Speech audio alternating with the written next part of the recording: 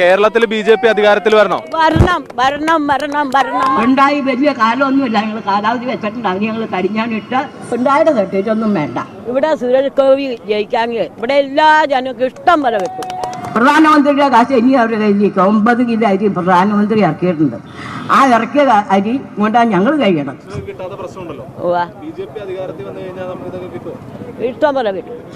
ഇവിടെ സുരേഷ് ഗോപി ജയിക്കാമെങ്കിൽ ഇവിടെ എല്ലാ ജനങ്ങൾക്കും ഇഷ്ടം പോലെ വെക്കും.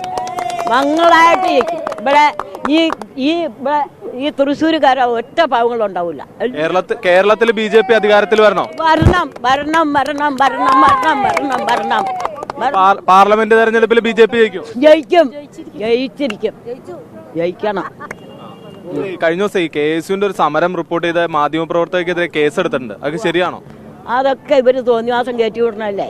ഇവരങ്ങനെ കാട്ടി നോക്കി കളി നടക്കൂല. അത് അവരുടെ സ്വഭാവമാണ്. ശബരിമല കയറ്റി അവർക്ക് നാണോണ്ടേ ഇത് പറയാൻ മടിയുണ്ടോ? ഇത് അവരുടെ സ്വഭാവമല്ലേ. സുരേഷ് ഗോപി ജയിക്കുമോ? 1.5 ജയിക്കും. ഫസ്റ്റ് ക്ലാസ് ആയിട്ട് ജയിക്കും. ആ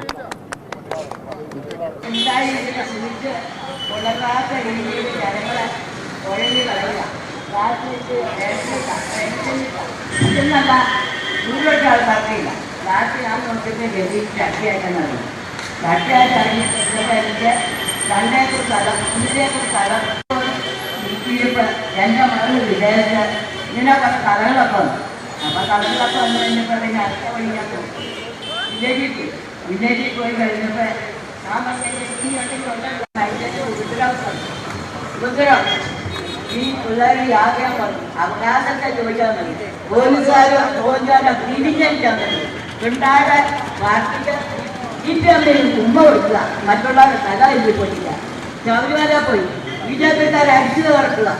ആ പെണ്ണുങ്ങളെ തോന്നുകൊണ്ട് പോകുമ്പോൾ ഈ പോലീസുകാർക്ക് ഞങ്ങൾ മാർക്കിടും. ഞങ്ങളുടെ കുട്ടികളെ തന്നെ, ഞങ്ങളുടെ ആൾക്കാരെ തന്നെ നിങ്ങൾക്ക് ഞങ്ങൾ മാർക്ക് തരും പോലീസുകാർക്ക്. കാരണം നിങ്ങളിങ്ങനെ തിരിഞ്ഞ് ഞങ്ങളുടെ ആൾക്കാരെ തന്നെ ഉണ്ട്.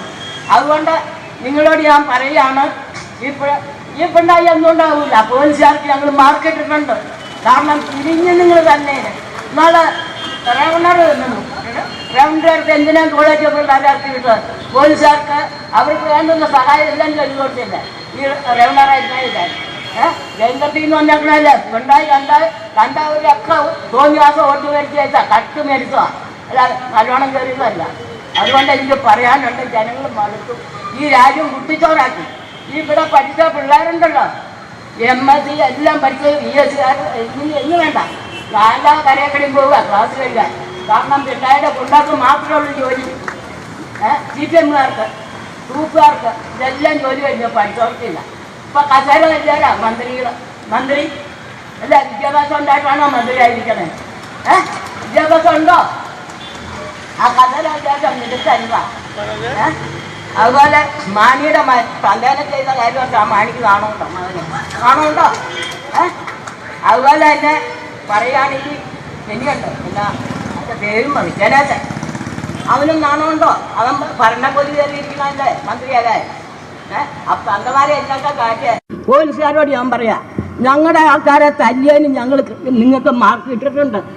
പിണറായി പോകും തീർച്ചയായിട്ടുണ്ട്. ഞങ്ങൾ തിരിച്ചു കണ്ടിട്ടുണ്ട്. നിങ്ങൾ തല്ലാരെ ഓരോരുത്തരെയും ഞങ്ങൾ TV കണ്ടിട്ടുണ്ട്.